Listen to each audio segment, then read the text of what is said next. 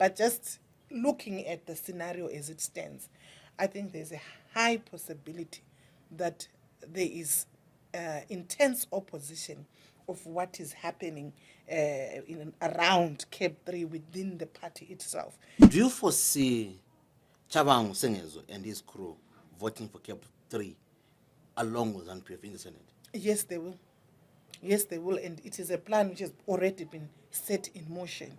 I think where we are, if you look at CAB3, is we are going downhill, Xolani, and it's a sad period for our country. For Tsvangirai to gain the traction that he did, he was emerging from the trade union. And people were going to work, people had meaningful benefits and being employed.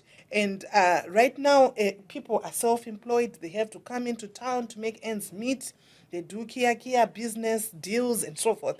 And if a leader were to rise up and say, I'm calling for a stay away, it's literally, unimaginable. Comrade Ziambi insisted that he was not comfortable with the secret ballot. Parliament has voted for CAB3, at least the National Assembly. It's now going to the Senate next week. And at least 35 MPs from the opposition voted for CAB3. That's according to the results. Many people, especially in the opposition, they've been fighting against it. The Concord last week made a decision to say it's not ripe to indulge CAB3. What's the way forward? We have people who say they will fight to the end. To help us talk about this and more, we have Jaqueline Sande. She's a lawyer, politician, and also was a chief election agent in 2023 election for Sevia Kasukuwere. We talked to her about this and more issues. Welcome to Ozim News and Sources Media, Madam. Thank you so much for having me. It's a pleasure indeed. Let's begin here. CAB3 is seemingly to become a law very soon. Yes, indeed. 216 MPs voted for it. Only 42 from the opposition voted for it. You come from those who are fighting it, who say they will defend the Constitution. Do you see your efforts coming to fruition? Thank you very much for that question. I think we need to look at what is happening in terms of the historical context of our country. If we go back to 2017, when Mugabe was removed from power, you will recall that MPs and districts from ZANU-PF, it was unanimous that Mnangagwa, who is the current incumbent, should be dismissed as vice president at the time. And he was dismissed. But you'll also recall, Xolani, that a few weeks later, the very same people were voting unanimously for him to come back. So the politics in Zimbabwe is very fluid and anything can happen to sway what is going on. And I would want to say that we have been fighting as activists, as politicians, as organizations who are trying to safeguard the Constitution as it is. I'll take you back again to the historical context of why there is such a deep and concerted fight against these constitutional amendments.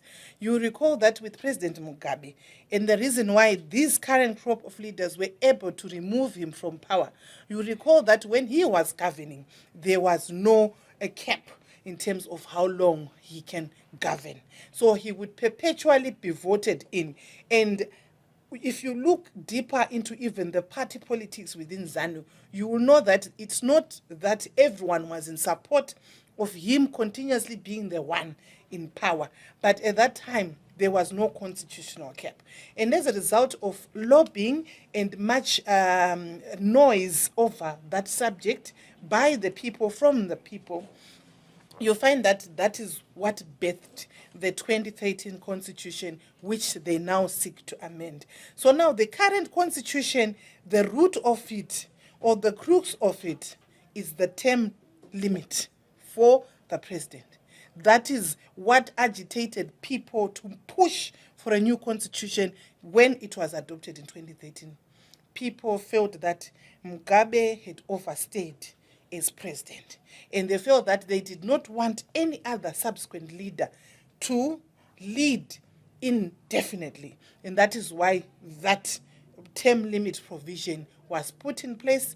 And furthermore, it was not just the term limit provision, it was a provision that if the term length was to be extended, as they are trying to do, if the term length was to be extended, or if the number of terms were to be extended, then the current person in power or the incumbent cannot benefit from it. Otherwise, would need to have another referendum where people will say, yes, we want him to benefit. So the first referendum will be to extend the term or to extend the number of terms that one can rule. And then the second referendum will be to deal with whether or not the incumbent can benefit. So those clauses were put in place to safeguard against perpetual governance. So in short, you are saying that President Mnangagwa is envious of Robert Mugabe's long stay. Hence, there is this appetite to say, let us extend. He might not go to 37 years, that Mugabe did, but in short, there's that kind of a thinking that is envious. He feels short down, he feels short-changed, I would say, to say, how can I be only restricted to 10 years and not more than that? Yes, indeed, he is envious. What we can see now is he definitely admires or is envious of the length of time that Mugabe stayed in power. But we must differentiate the conditions under which President Mugabe was governing allowed him to remain in power indefinitely. However, there's now a sentiment that Mugabe was actually better than the current president, Mnangagwa. That sentiment is stemming from the fact that Mugabe held 2 referendums in respect of constitutional change. And even when he held the first referendum and the second one, there was no explicit provision for referendums to be held, but he still held them because he valued or he respected the voice of the people. And in the first instance, when the first referendum was held for the first constitution, it was rejected by the people. And he respected that. You understand that project was a totally ZANU-PF project. The constitution which was rejected in the first instance, it was a totally, yes, it was a totally, the 2000 referendum, it was a totally ZANU-PF rejection. Constitution. And my sentiment is that when the people rejected that constitution, they were not rejecting the constitution per se, but they were rejecting ZANU-PF because it was being pushed forward by ZANU-PF. And then 2013, we had a people-driven process with the then major opposition, MDC, and ZANU-PF coming in to sort of like reach a compromise. But that process was completely people-driven with a wide-ranging efforts to consult as many people as possible. And the consultations can be differentiated from what happened in the present instance, where people were being bussed in from we don't know which locations to fill up venues. And in most of those occasions, the people from those areas were sidelined as the people who were bussed in to promote CAB3 were given preference even to air their views. So you will then see that Mnangagwa is a worse version of Mugabe. And where people felt that Mugabe was bad, I think Mnangagwa has shown that he can be actually worse. ZANU-PF would argue that you are saying Mnangagwa is worse, but 35 MPs from the opposition voted for it. So in short, even those who represent the opposition in parliament said, yes, Emerson Mnangagwa should rule for the next 7 years, or for 7 years, until 2030. Then, therefore, it means that us as NPF want it. Even those opposition, 35 is just about 40% of the opposition numbers, or 40%, I would say. So what I would argue in return is that, yes, I will still maintain that Mnangagwa has shown that he's actually worse than Mugabe in terms of his governance approach. Because you recall that ZANU-PF did not have that supermajority that it is enjoying now. Back then, after the 2023 elections, they emerged Chabangu from the bush, and he claimed that he's now the opposition leader. And he began recalling people, and this is what caused the number of opposition MPs to dwindle, whilst those of ZANU-PF increased. They gained an unfair advantage. And you also have an outlook of how the conduct of MPs has been prior to the voting, the reading of the bill. See that Wicknell Chivayo is supposedly a philanthropist. And he then promised MPs who voted in favor of the bill, he promised them goodies, expensive cars, and money, a large sum of money. It's not pocket money, it's big money. And that was meant to lure MPs to vote in favor of the bill. So at the end of the day, we saw one MP from the opposition being rewarded for speaking in favor of the bill during the reading of the bills. And she went and collected her motor vehicle. That's something which is so shameful, we should not even be proud of. It means that democracy has gone to the dogs. When you can buy the vote of an MP who's supposed to be representing ordinary people in their constituencies, and now they are being swayed not to speak on behalf of the people who voted them in, but to speak on behalf of Wicknell Chivayo, who is now their benefactor, then can you call that democracy? Well, one would argue democracy is about the rule by the majority over the minority. And in this case, ZANU-PF is saying, look, these MPs have seen the light.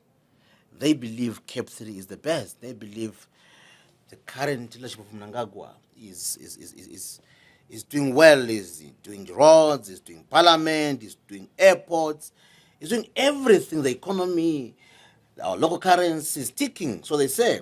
So definitely there is that kind of a push, besides the trinkets and droppings coming in from Wicklow and whoever would have come through.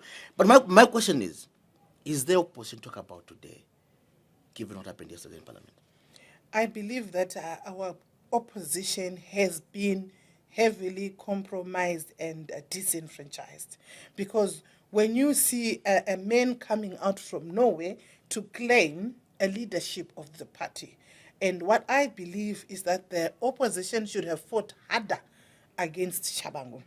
And this problem did not start with Chabangu recalling the MPs.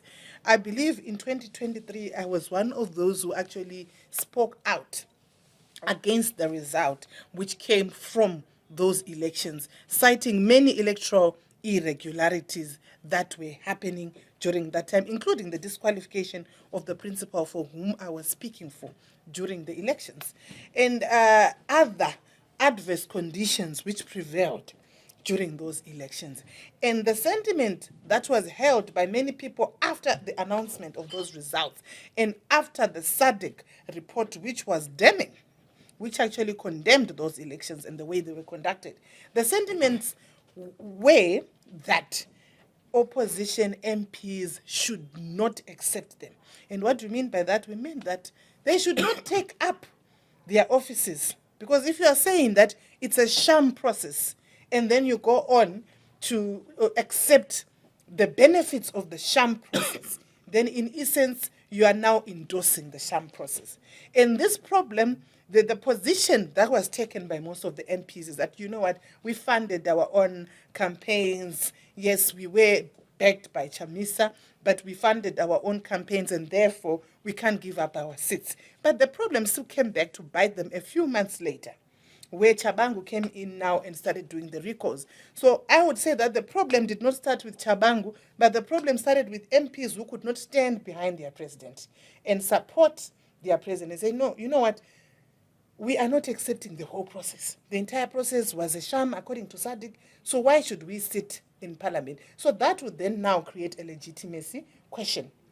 But the question was then, these MPs, you are right to say they put in their own money, they use their own pocket money. They went, some sold cars, some sold anything that they had to go into parliament.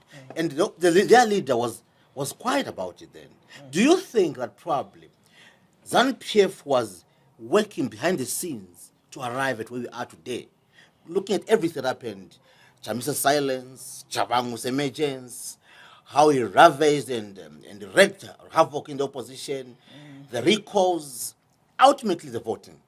Do you believe, or do you think that this was not just an event? It was a process which some in the opposition probably knew about it and backed it. We cannot rule out that there are some elements in the opposition who might have worked with the ZANU-PF system with the long-term view. Because I remember these rumors of, they want to suspend elections. They started way back then in 2023. So the plan must have been a long-term one. And what we're seeing now is the materialization of that plan. But I think we, as Zimbabweans, sometimes we take a defeatist approach when it comes to the ruling party. And this has allowed them to get away with a lot. It has allowed them to get away with murder, so to speak. Because we take a defeatist attitude to say, what can we do? Why that? Why that approach? Where does that come from? Where does this fear, or probably I would say, or a setback approach to say, let them do, they're in power?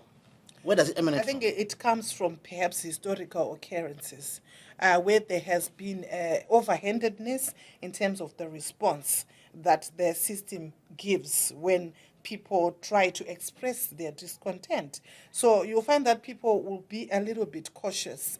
And also, I think it emerges from disappointment, historical disappointment, where you know what you voted for and you still feel like no matter how many times you go to vote, it will never change. So this has given people a kind of like lethargy, and they now feel like, there's no point in fighting again for ourselves. And I think people have taken a one man for himself approach, where everyone is now saying each man for himself, God for us all. And nobody is prepared to step forward and sacrifice for the better of the entire nation and not just individuals. So you see someone saying, and then it means that they are going to focus on putting bread and butter on their tables. And I think it also boils down to the economy itself, where you've got an economy which is sustained by most people who are self-employed or unemployed. So you recall that for Tsvangirai to gain the traction that he did, he was emerging from the trade union. Then labor was still, Yes, still background. intact. Yes. And people were going to work, people had meaningful benefits, and being employed meant something. And right now, people are self-employed. They have to come into town to make ends meet. They do kia business deals and so forth. And if a leader were to rise up and say, I'm calling for a stay away, it's literally, unimaginable. People will not be able to stay away from their sources of income. So But, what would be the best approach politically to want to ignite the interest in politics? The methodology has truly changed. We agree that the labor force is no longer there. The kind of influence the labor force would bring on board to say a stay away would work. Today, stay away would not work. No one would even need to. What is the best approach? Because without it, definitely ZANU-PF will rule until. I think the approach, and a lot of people do know that I am pro ZANU-PF, but it's not always that I agree with the things that they do. And I would like to say, Olani, that even when they instituted the first amendments, I think that was CAB3, I'm one of those people, I think together with Namatai Kwekweza, we sat down with Blessed and we dissected again why this consolidation of power in CAB3 was not good for the nation. But I think if even people had made as much noise, I only remember that young girl, Namatai, is the one who really made noise why constitution should not be changed for CAB3. And if she had been backed up, because this was a process which the CAB2 led to CAB3, and CAB3 is going to beget CAB4. You understand? So I think back then, if we had spoken out and if we had really rallied behind those who were speaking out against CAB2 and the consolidation of power which was in CAB2, then we might not have had CAB3. So everything that the ruling party does is long term. Whereas opposition, it seems it's reactionary. So the way forward is to plan long term. So you mean the opposition has no plan? They only react to issues that are brought to them by ZANU-PF. If ZANU-PF says we are going for a CAB4, which maybe we'll talk about removing elections totally, let's have a monarchy, is an example. They'll react to it and probably to pass through. My question is, where are we going to in terms of democracy as a country? Where are we heading to? I think where we are, if you look at CAB3, is we are going downhill, Xolani, and it's a sad period for our country. And we need leaders who are going to ignite a passion and a fire in the people to speak out individually and collectively against CAB3. And against, the mutilation of democracy did not just begin with CAB3. For any country to thrive, we need a vibrant opposition. And when you kill the opposition, it's not just CAB3 which has passed through Parliament as a bill. There was that Mutapa fund. Was it well, dissected?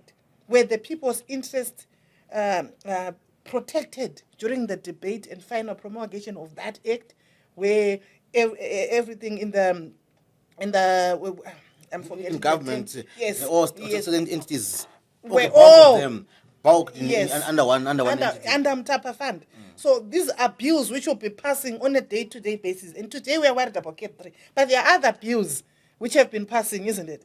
And there is no meaningful opposition. I would want to refer us to the South African system, isn't it? It may not be perfect, it has its own, but ANC has been in power since their independence. But they've always had a vibrant opposition to keep them in check.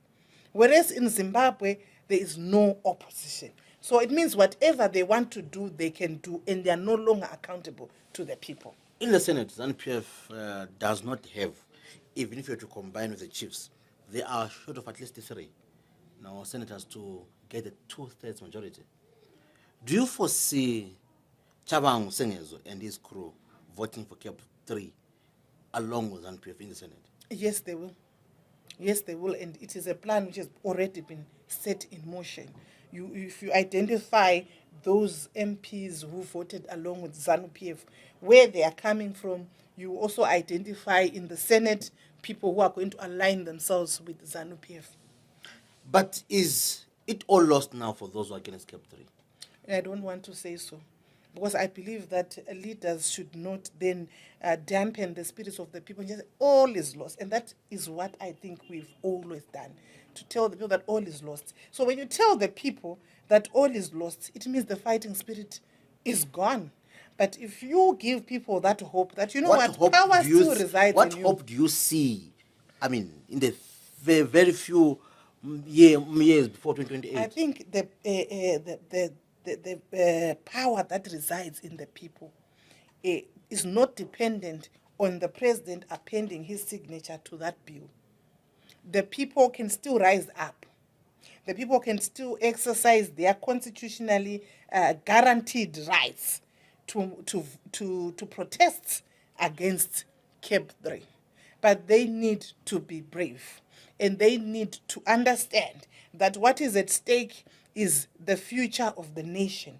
And the way the current crop is governing, and the way they have mutilated the constitution, the way they have changed laws to their benefit, the way they have consolidated their power, if we allow CAB3 to pass and then we sit down and do nothing, it means that we can end up being a monarchy. And it means that their lives are not going to improve, because the governance of the nation is directly linked to the quality of lives that they lead. So for us to ignite that passion in them, they have to understand that the politics affects their stomachs either way.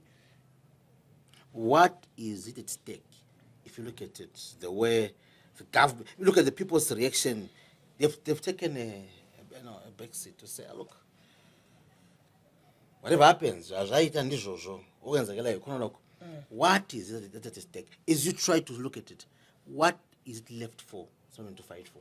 To fight against CAB3. I would want Zimbabweans. I know the generation that set out to walk on foot, to go to Mozambique, to go to Zambia, to go to neighboring countries, to join the liberation struggle. That generation is all but gone. But we must remember that generation.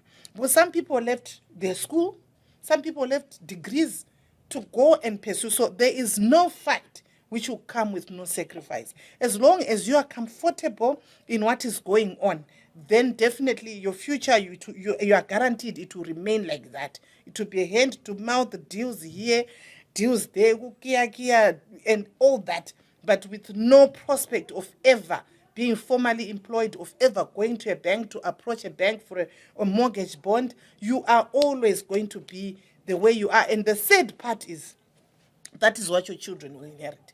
We have a generation right now, Olani, which does not know what it is like to hold a payslip. Do you know that? The parents have sacrificed, they've taken their child to school, they've taken their child to university, but after all that, that child cannot get a job. And you know, the best they can do, if they are lucky, to be an in-drive driver. That's what they are hoping, that, oh, my life is now centered around being an in-drive driver. Or to sell phones, buying and selling, or to buy and sell cars or something. They will never know what it is like to Or hold to be the given payslip. a car. Yes. Or if you praise them bingers enough, you'll be given a car. You'll say, oh, go and see Victor, or go and see so and so. That is what they know. So in the end, we need to sacrifice. Our generation needs to sacrifice. What is at stake is the future generations of Zimbabwe. How is it affected by CAB3? One would ask to say, but CAB3 is talking about chiefs, talking about, okay, maybe chiefs have been moved, talking about long stay for Mnangagwa and MPs and councillors. What? I mean, What is at stake, Olani, like I said, is the future of our children and their children. Because we need in each generation to have people who can lead. So, like you are saying, abantu bamele ukuphiwa imoto for free. Do you think that in that crop there are future leaders? Where people will say, okay, my ambition, and some are doing skits, some are doing jingles, just to be recognized. This is the crop within which we hope to find leaders. Is it bad? Is it bad to be hero worshipped? Is it bad to be? I think it's to be, amplifiably worshipped. I think it takes away the desire by our children and their children and other generations to come, the desire to work and achieve in their own right. Because you know what? The environment has taken away all hope. Like I'm saying, that graduation is a celebrated ceremony. But thereafter, the chances of you getting a formal job, even if you're a qualified accountant, even if you're a qualified engineer, the chances of you being formally employed are slim. So your only hope then becomes hero worshipping somebody else whose source of income is not very clear. So you end up admiring something you can never be. And whereas you've got your qualifications, whereas you are, properly, you've got the proper documents which qualify you to get a good job, the only thing you can do is to admire that person who somehow manages to have all that money. You are part and parcel of the Coastal Development Forum, CDF. You have indicated that, well, you are going to court at some point. You go to court at some point to go and challenge.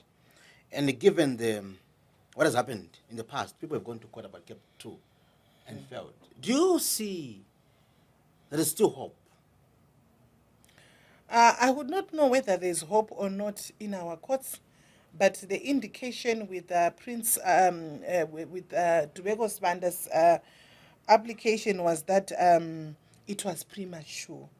And what we see is that the parliament is now close to finalizing its own process before referring the bill to the president for signing.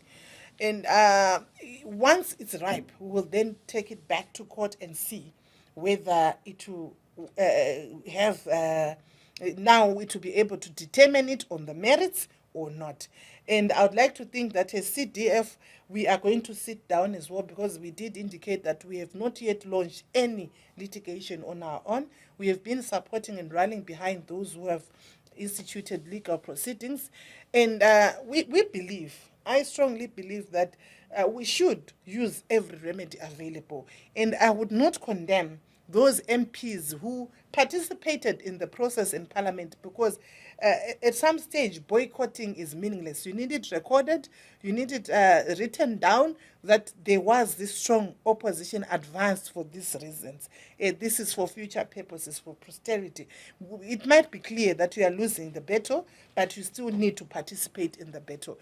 And thereafter, I think, as I was trying to say earlier, Zimbabweans should not say that once that bill has been signed, then it's all done.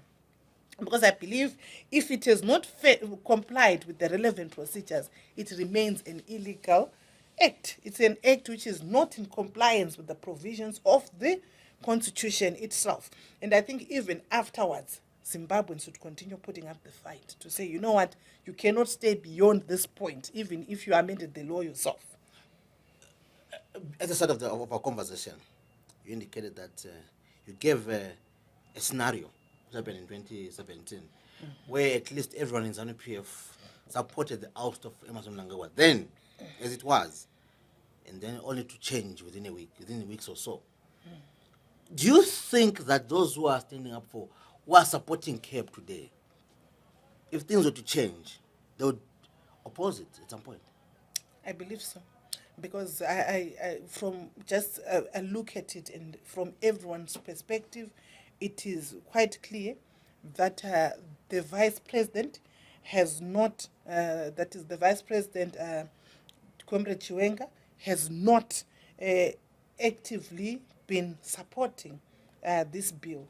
So even though he has not really clearly come out castigating it, most of the messages that he has delivered has been taken by the people as a signal of hope that internally there is someone or a group of people who have got the logic to understand why this bill is deemed to be an illegal bill. Do you see, is there hope in Chiwenga? I mean, looking at things, under when we had Mnangagwa in 2017, pre-November, Mnangagwa never came out clear to fight Mugabe.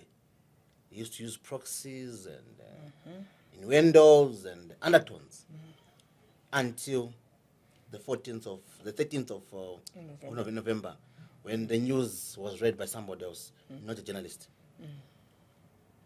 Is there a thought or a chance, either by a flick of it, that there could be something being cooked? I wouldn't speak for the vice president. I wouldn't have that call to speak for him. But just looking at the scenario as it stands, I think there's a high possibility that there is intense opposition of what is happening around CAB3 within the party itself. And I think to buttress that suspicion, you understand the fact that Comrade Ziambi insisted that he was not comfortable with the secret ballot. So it means, it gives that signal that all is not well in the cockpit, and there is suspicion or fears that if people are allowed to vote under secret ballot, then the result may not be what they were hoping for. And I would also maybe allude to the former generals and senior civil servants are giving out a statement in which they openly condemned CAB3. And I think subsequent to that, they say they had a meeting with the president, which didn't turn out well, where they were trying to get him to see why CAB3 is wrong. So I think ultimately there are people who are standing with the people within ZANU-PF itself, and I would not rule out that Vice President Chiwenga is one of those people. But one would argue and say CAB3 is okay. Look, Mnangagwa is doing well. He's building roads. Just give him another 2 years. Yeah, Xolani. Imingaki imigwaqo uyangibona seyifakile. No one would say, look at the Mashungo Singatsho Road. ukuthi- Mashungo yanetara, you know, you drive Singatsho Mashungo. ukuthini? There are many more advanced countries, more advanced than ours, and But more where developed. we're coming from, Yeah. look, we're coming from a road that you were driving on what is left. Now in Mashungo Road, you can drive on the left. There's too many other roads which are It's a journey. unattended to. But I believe that no matter how well he is doing, those are national projects. And it does not justify tinkering with the constitution to accommodate his personal ambitions. Those are not personal projects, Xolani. Those are projects using government funds. They are in national blueprints. There is NDS 1, NDS 2, and Zim Asset, and so forth. And the next leader will simply have a look at the blueprints which are there and carry on these wonderful projects. But one would say the arguments coming from those in ZANU-PF, particularly those who are speaking out in support of CAB3, they say that you cannot remove Mbappe when he's scoring at the World Cup. He's scoring free No, flow, and unfortunately- hat-tricks and everything like that. Unfortunately, this is not a game of football. These are national issues that we should take. I mean, they're trying to seriously. equate to say that the Yeah. president is scoring in every And facet. maybe those in the opposition will come out and argue that, you know what, Chamisa is younger, he can do a better job. Because, you know, the purpose of elections is to choose a leader. And it is not guaranteed that he is the leader who's going to be chosen by the people. But what he has done right now is to guarantee that he's the leader who remains in place. Because elections can open for anybody. It might not be Chamisa, it might be someone else who will just emerge, and people are impressed by that person. So what we are doing is we are taking away that right from not just the people to elect their leader, but from those who have got political ambitions. There are people right now who were hoping to participate in 2028 as councillors, as MPs. They were hoping to be chosen by the people. So what we have done is we've taken away their right to be chosen as leaders. But, you know, the argument being that elections are wasteful. They waste resources. And also, given what you say, that people, the fatigue that is being exhibited. Do you see come 2030, assumably we vote in 2030 and this bill comes to life, assumably so, do you foresee younger generation, or younger than mine, going to vote in 2030 when they last voted in 2023? I think people will never tire of choosing their leaders, and people will never tire of having ambitions to lead their country and participate meaningfully. People may not really be looking at how wide-reaching the consequences of this bill are, but our elections are harmonized elections. We choose councillors at the same time, we choose MPs at the same time. It means we are having those, we are stuck with those MPs, we are stuck with those councillors until when they decide that we should now vote for new leaders. And that is not fair to those who are aspiring to lead. And I believe that new ideas can come in with new faces coming in, and there's no reason to deny people that opportunity to choose new people. Lastly, more importantly, Madam Sande, the issue of the sacrosanctness of the Constitution vis-a-vis what's happening.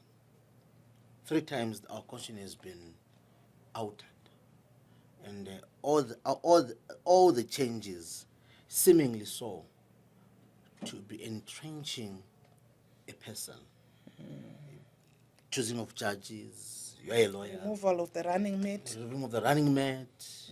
You are now going further. You've moved the first vice president, second vice president. You are now like put them together, vice presidents. You've gone further. You've been brought in the commission to do with boundaries, the Electoral Commission. And delimitation was a big issue in the 2023 elections. Yes, also the voters' roll is going back to the RIG's office, who is a deployee of the executive. Do you think that as a country, ZANU-PF is taking us pre-2013 constitution? I think the final amendments that are being proposed by CAB3 are structural in nature. It's just like the introduction of a new constitution. Because we didn't mention that people are no longer going to be allowed to elect their own president. The president is going to be elected by the parliamentarians themselves, and it's not clear how that is going to work. But it's now basically a new constitution being put in place. And the bad part about it is that the people are being sidelined. Actually, the door has been closed. It has been shut on the people, and they've been told that you cannot participate in these proceedings, though they affect your rights. Assumably, ZANU-PF to decide, say, let's go for referendum. And with the way the opposition is decimated, do you think there will be any opposition to the bill through referendum? I think the danger is in the trinkets. The trinkets that they are giving people, and their capacity. I think you said that they are saying the election is expensive, but this bill has gobbled up huge amounts of money. And if there were to be transparency and accountability, we realize that this bill has gobbled up billions with all the campaigns, media campaigns, busing of people, motor vehicles being dished out. So that danger is that they can still buy the vote, and the opposition's pockets may not be as deep as the ruling party's pockets. So then what can Zimbabweans do? Look, Zimbabweans are so poor. I urge Zimbabweans to go back to their principles and to go back to their conscience and their values, the values which founded Zimbabwe. And what I mean is that we should go back and recall what led those young men and women to leave their homes. They were very young, Xolani. We had teenagers, leaving home and disappearing and joining the war. And this was for a cause. And it's high time as a generation we gave up our comforts and gave up our personal and selfish agendas for the betterment of the entire nation. We should look at what is good for our country. It should no longer be what is good for me or you as individuals. But we can't wage a war again. Look, we are in an independent country led by a black person. It's not necessarily about waging a war, but I believe that there are means that we just need to take up and say, if we are saying it's stay away, if we are saying we're protesting, if we are saying we're gathering, but one way or another, people need to really stand up and express their disappointment in what has happened. Well, there was Jaqueline Sande, a very fierce critic of CAB3. She says the buck stops with the people. Everything else, as long as the people don't want CAB3, they have a right and they can stop it. From me and the crew behind Zim News, we say the buck stops with you. You can say and decide how you want to be governed. If CAB3 is good for you, it's good. If CAB3 is bad for you, you have the right and the power to challenge it and defend the Constitution. If you think it's right, you have the right and the power to defend it, whatsoever means that is available to you, as long as they are legally permissible. For me, when we call the Sunday crew, we say good day. Thank you. Thank you.